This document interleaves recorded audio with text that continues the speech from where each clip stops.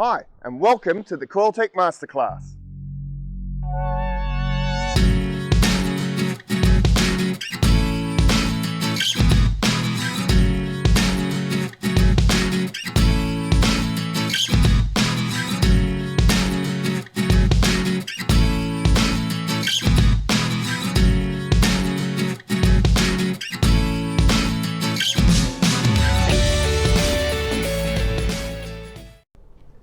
Hi, I'm Trevor from Coiltek, and welcome to the Coiltek Masterclass on the Gold Extreme coils for the SDC 2300.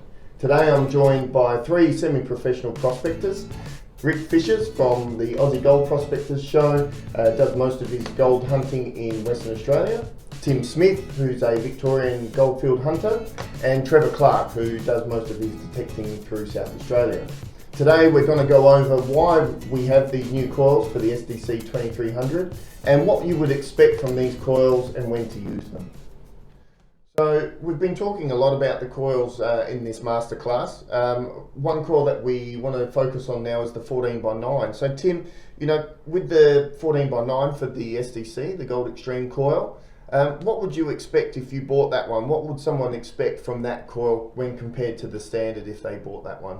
Well, just by looking at it, it's obviously a lot larger than the standard coil. So we're going to gain an actual 6 inches of extra surge and coverage. Yeah. So you work that out over a day of how much you swing, and then you sort of, if you did the maths on that, how much extra ground you've just covered, you've probably increased your chances of finding gold by, I reckon, at least 50%. Easy. Well, that's true. I guess the smaller ones, sometimes you feel like you've got to swing a little bit quicker. Yep. So this coil is my go-to patch finder. Yep. I know that it has good sensitivity on small gold, but it also allows us to go and target hills and walk lines and chew up a lot of ground very quickly.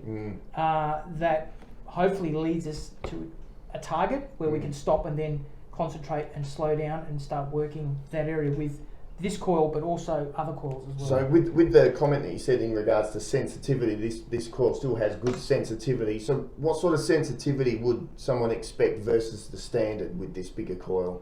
Oh, obviously it's again, this coil for the size and its shape is remarkably sensitive on small gold at depth. Yeah. But again, if you're going to go out and find your 5 little pieces for half a gram, unless it's in the range of this coil, it's probably not going to hear those little pieces. So it has to be closer to the surface. Absolutely, it does. Yeah. But we're not using it for that. We're using it to look for bigger gold, deeper in the ground, and also the ability to be able to cover a lot of ground with it in a hurry as well. Yeah. I can imagine Rick in WA, vast expanses of just nothing. Lots of ground in WA. You'd be there all day. Imagine trying to detect that ground with a little 8-inch. You just couldn't do it. Couldn't do it. Your arm would fall off or your wrist would fall off within 5 minutes. So.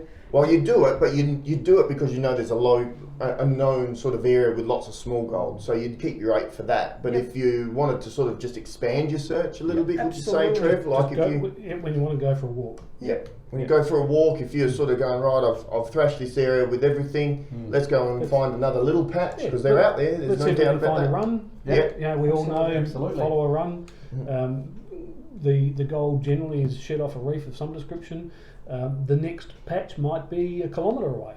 Now, if you've got the little 8-inch coil on, it's a lot of swings. It's a lot of swings in that kilometre. Yeah, it helps you cover the ground. That's what it's all about, covering the ground. It's about finding that first piece of gold to go, righto, I'm going to work this ground and also as efficiently as I can. Also, if I'm going for a walk, looking for a new patch, I'm walking fairly quick. And I'm doing my sweeping, so I might have one sweep per, let's say, 700-800 mil. So if I'm doing one sweep per 700 or 800 mil, I'm actually covering a lot more ground within that. Compared to the 8-inch, that's right. You're not missing as much. So the chances of me missing that first nugget, and we all know it's that first nugget that leads to the patch. Right. You've got to get that first one. You might miss it. That's right. So when you're walking and looking for that patch, you don't mind sort of not overlapping as much. You're sort of really just doing a prospect. That's right. You're prospecting exactly then. right. And you're hoping that if it is a patch, that you'll trip over one of those nuggets in the patch. That's right. And that's when you would thrash that patch with different coils, would you? Or would you sort of just stick to one, No. You've got everything here. Yeah.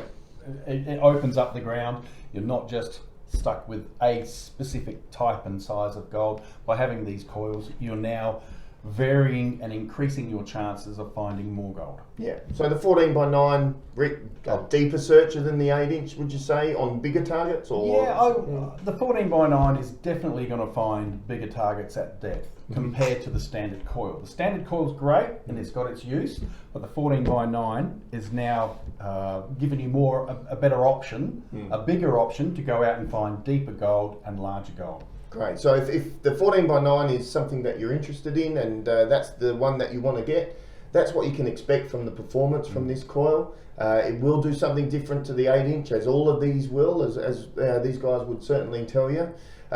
So, you know, get out there with the 14 by 9, look for new patches, cover more ground, listen for those deep tones. I would expect to probably not see as many small things as like the 8 inch would, so you're not going to be pulled up as often. You might go a little bit longer between targets, but the 14 by 9 is a great option for the SDC. Uses the power of that machine to give you a bit more coverage and depth.